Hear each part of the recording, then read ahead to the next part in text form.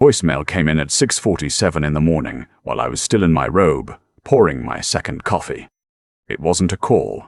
It was a voice message from my accountant. 53 years old, quiet man, never one for drama. He'd done my taxes since my wife and I bought the house in Oakville back in '94. His name is Bertram, and in 30 years he had never once called me before 9. "Don't go to the bank today," he said. His voice was low, careful, like he was choosing every word. "And don't sign anything. Call me first, please." I stood in my kitchen with my coffee going cold and played it twice. My daughter had dropped by the night before to help me with some paperwork. That's what she called it, paperwork. She brought her husband, a man named Kofi, who had been part of our family for 6 years and who I had always treated like a son. They sat at my dining room table with a folder, and Kofi explained, very calmly, that I needed to update my power of attorney documents. He was a financial advisor. He spoke in that smooth, professional way he had, the kind of voice that made complicated things sound simple. My daughter held my hand across the table and said, "Dad, it's just responsible planning. You're not getting younger." I was 64, not 84. I had just come back from hiking the trail around Tobermory, but I nodded and I looked at the documents and I thought, these are my children. This is what families do. I haven't signed anything yet. I told them I wanted to sleep on it. Now, standing in my kitchen with Bertram's voice still in my ear, I felt something cold settle in my chest. I called him back immediately. He answered before the second ring, which told me he'd been waiting. "How much do you know about the changes your daughter asked you to make?" he said. "Just what she told me. Updating the POA, giving her co-signing authority on the accounts while I travel." Bertram was quiet for a moment. "Did you read the second document in that folder?" I hadn't. I'd skimmed the first one, the one Kofi walked me through. The second one he'd set aside and said it was just a formality, a mirror document required by the estate lawyer. "There's no estate lawyer," Bertram said. "I called the firm listed on the letterhead this morning. That firm closed in 2019. I put my coffee mug down on the counter. My hand was shaking slightly, though I didn't notice it at first. Not until the mug rattled against the tile. "The second document," he continued, "is a full transfer of discretionary authority over your registered accounts. Your RRSPs, your TFSA, the non-registered investment account, all of it. Combined, we're talking about a little over $800,000. I didn't say anything. "If you'd signed that," Bertram said, "Kofi would have had the legal authority to liquidate everything and transfer it without your approval. It's written to look like a standard advisory agreement. It isn't." I sat down at the kitchen table, the same table where my daughter had held my hand and told me it was just responsible planning. She was 40 years old. I had taught her to drive in an empty parking lot off the QEW on a Sunday morning, laughing when she stalled the car 3 times in a row. I had paid for her university. I had walked her down the aisle at a wedding in Prince Edward County on a September afternoon when the trees were just starting to turn, and she cried when she saw me in my suit, and I cried back, and neither of us said anything because we didn't need to. And now I was sitting at this table, trying to make what Bertram was telling me fit inside the same brain that held all of those memories, and it wouldn't fit. It simply wouldn't fit. "Is there any other explanation?" I asked him. "Any chance this is a mistake?" "I've been doing this for 30 years, he said gently. "This is not a mistake." I thanked him. I told him not to say anything to anyone yet. I hung up. For a long time I just sat there in the morning light, coming through the kitchen window, listening to the house make its ordinary sounds, the furnace creaking, the refrigerator hum, the neighbor's car backing out of the driveway next door. All the sounds of a regular Tuesday in late February in Ontario, and me sitting in the middle of it trying to understand what my family had done. Let me go back a little. My wife, Sandra, passed away 4 years ago. Ovarian cancer. 14 months from diagnosis to the morning, I sat beside her bed at Sunnybrook and held her hand while she left. My daughter was there. Her brother, my son Emeka, was there. He had flown in from Vancouver with his wife and their 2 kids, and we had all been in that room together, and I had thought, we are broken now, but we will hold each other. After Sandra died, things shifted. It was subtle at first. My daughter started calling more, visiting more, taking more interest in my finances, my plans, my health. I thought it was grief. I thought she was scared of losing me too. I welcomed it. I needed it. Kofi had started his own financial advisory practice 2 years earlier. It was doing well enough, I thought. They had a nice house in Burlington. They took good vacations, but last year there were small signs I hadn't let myself add up. The way he changed the subject when I asked about his client roster, the way my daughter sometimes looked at him across the room with an expression I couldn't read, something that sat between worry and calculation. I hadn't added them up because I hadn't wanted to. After I hung up with Bertram, I went to my home office and opened the filing cabinet where I kept personal records. Sandra had always been the organized one, but after she died I had kept her system, her color-coded folders, her handwritten labels. I found the folder marked Financial, MISC, and pulled out everything from the last 18 months. There were 3 letters from my bank I didn't remember receiving, all addressed to me, all regarding account consolidation inquiries. One was dated the previous April. The other 2 were from August and November. I hadn't seen any of them. I thought about the fact that my daughter had started offering to collect my mail on days she came to visit. I sat with that thought for a while. Then I called my son. Emeka is 3 years younger than his sister. He became a civil engineer, works for a firm that does infrastructure projects across BC and Alberta. He is a quiet, methodical man like his mother. And when I told him what Bertram had found, he didn't say anything for so long I thought the call had dropped. "Dad," he finally said, "how close did you come to signing?" I almost signed that night. I was tired. I would have signed if I hadn't said I wanted to sleep on it. Another long silence. Then, "Don't let her know you know. You know. Not yet. I'll fly in this weekend." "I don't want to believe this," I told him. "Neither do I," he said, "but let's find out the truth before we decide what to believe." That was the longest week of my life. I spoke to my daughter twice during those days. Normal conversations, grocery runs. "How's your cold? Did you watch that show? I don't know how I did it." I sat across from the person I raised and I talked about ordinary things, while something enormous sat unspoken between us, or at least unspoken on my side. She didn't seem to notice anything different. That, somehow, was the hardest part. The ease of it. The fluency. Emeka arrived on a Friday evening. He brought his wife, Adaeze, who is a lawyer. She practices corporate litigation in Vancouver, and she has a stillness about her that I have always admired. The kind of person who absorbs information without flinching. She reviewed the documents that night at my kitchen table, the same table, and when she looked up, she didn't give me false comfort. "This is fraud," she said. "The forged letterhead alone is enough, combined with the financial transfer provisions and the intercepted mail.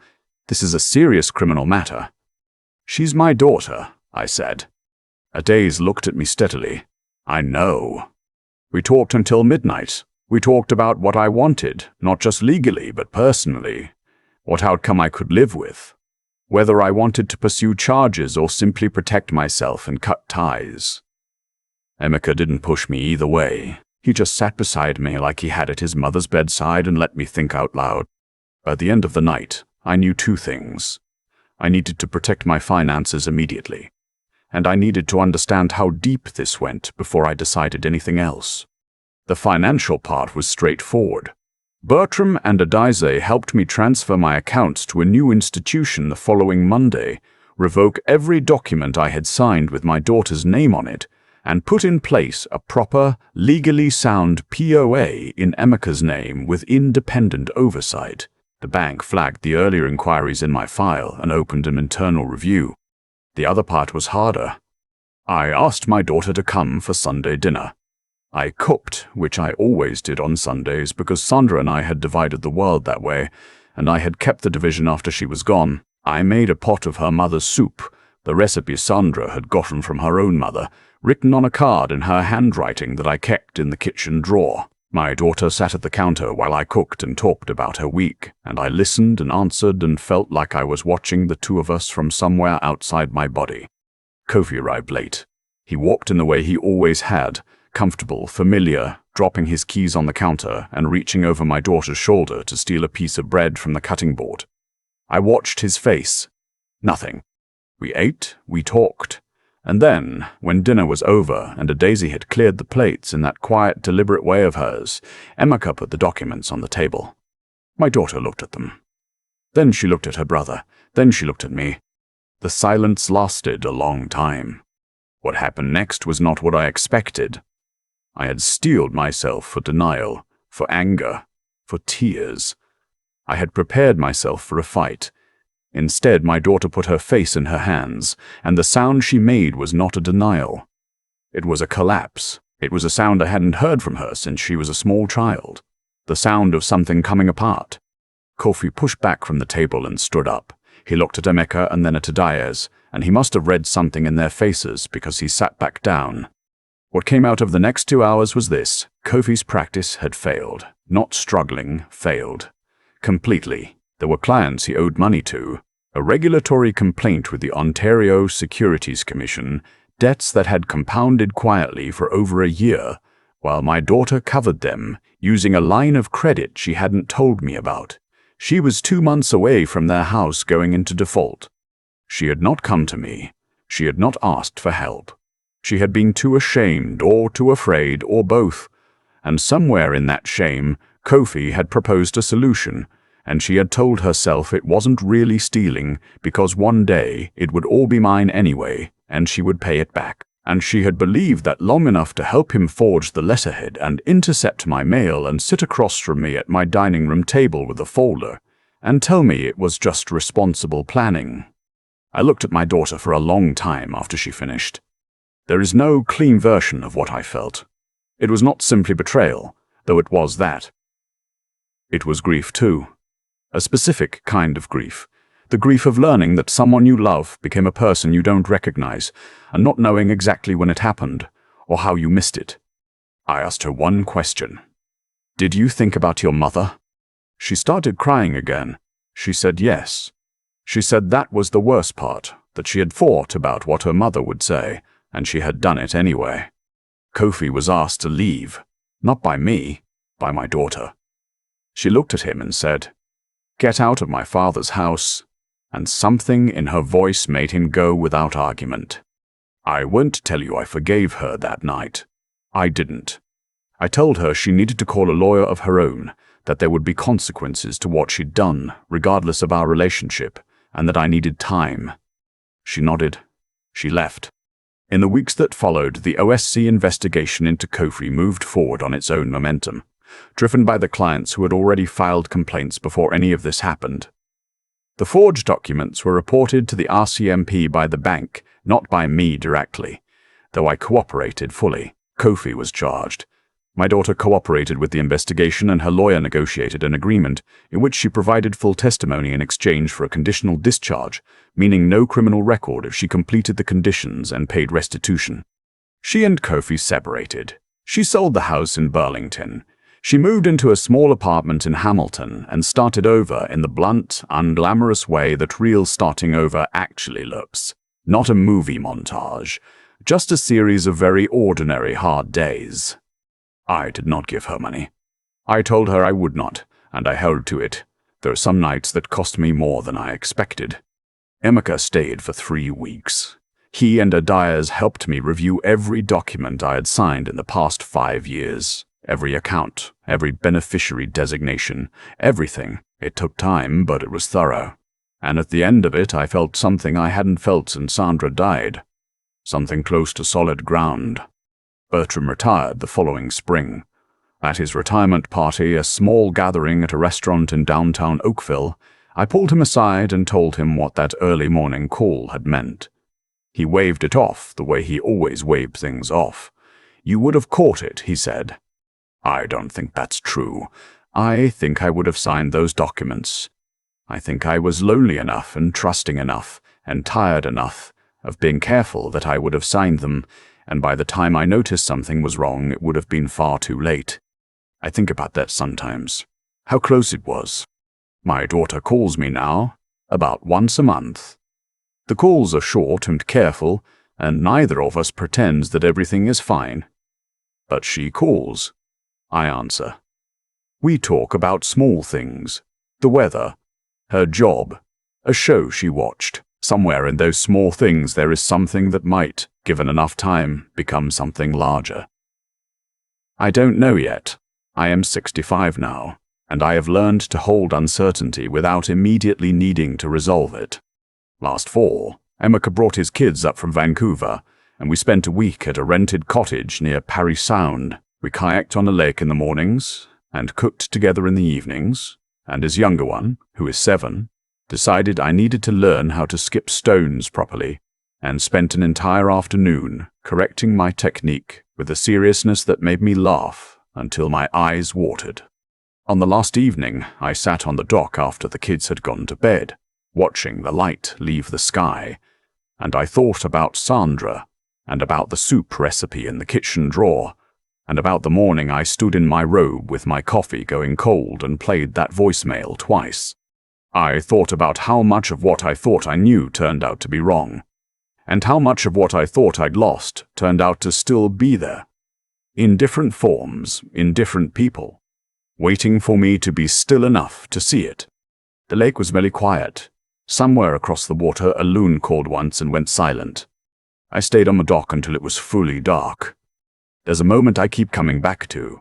I'm standing in my kitchen, robe still on, second coffee going cold, and Bertram's voice is coming out of my phone saying words I don't want to be true, and my very first instinct, is to find a way to make him wrong. That tells you something about where I was. Not weak, exactly. Just worn down in a particular way that loss does to a person. Sandra had been gone 4 years. I had been holding the house together, holding myself together. And when my daughter started coming around more and paying attention and seeming to care, I let myself believe it was simply love, because I wanted that to be what it was.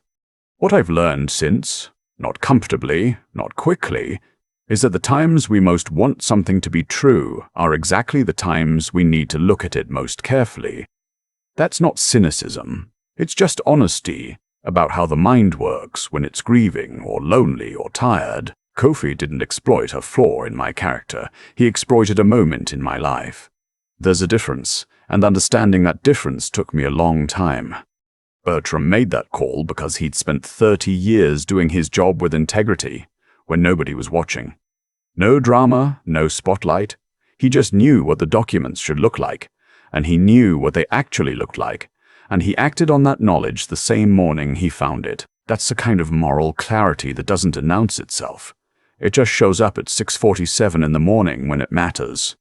Emeka flew in and sat at my table and didn't tell me what to feel. He helped me think. He brought a Dyers, who looked at the same papers I had almost signed, and gave me the truth without softening it into something more comfortable. Between the three of them, Bertram, Emeka, Dyers, I had everything I needed to see the situation clearly and act on it.